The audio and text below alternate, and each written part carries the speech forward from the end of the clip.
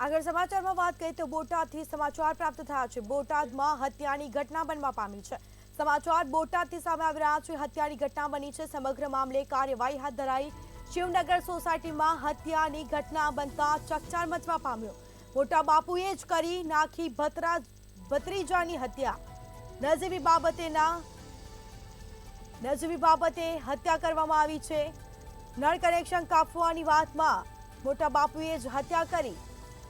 તો સમાચાર પ્રાપ્ત થયા છે। સમગ્ર મામલે પોલીસે હત્યાનો ગુનો દાખલ કરી આગળની કાર્યવાહી હાથ ધરી છે।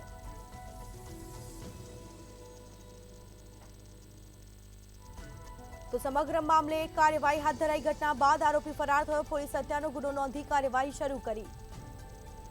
તો બોટાદની શિવનગર સોસાયટીમાં હત્યાની ઘટના બની। હત્યાની ઘટના બનતા ચકચાર મચવા પામી છે। ન જેવી બાબતે હત્યા કરવામાં આવી। તો સમગ્ર મામલે પોલીસે પણ જાણ કરવામાં આવી છે। પોલીસે ઘટના સ્થળ પર પહોંચી આ મામલે કાર્યવાહી હાથ ધરી છે। હત્યાનો ગુનો પણ દાખલ કરવામાં આવ્યો। સમગ્ર મામલે પોલીસે તપાસનો દોર શરૂ કર્યો છે। તો ભત્રીજાની હત્યા કરવામાં આવી। મોટા બાપુએ જ ભત્રીજાની હત્યા કરી।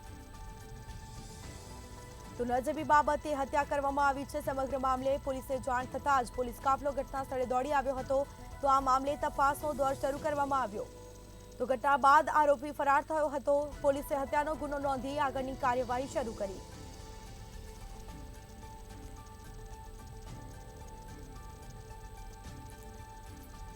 તો બોટાદની શિવનગર સોસાયટીમાં ઘટના બનવા પામી છે। હત્યાની ઘટના બનતા ચકચાર મચવા પામ્યો। સમગ્ર મામલે કાર્યવાહી હાથ ધરાશે।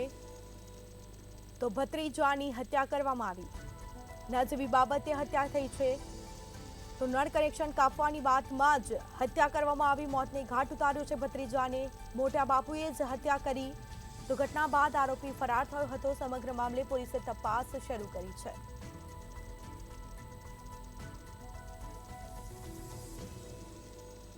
સમગ્ર મામલે કાર્યવાહી હાથ ધરાશે। પોલીસે હત્યાનો ગુનો દાખલ કરી તપાસ શરૂ કરી। તો મોટા બાપુએ જ ભત્રીજાની હત્યા કરી। નજીવી બાબતે મોતને ઘાટ ઉતાર્યો છે।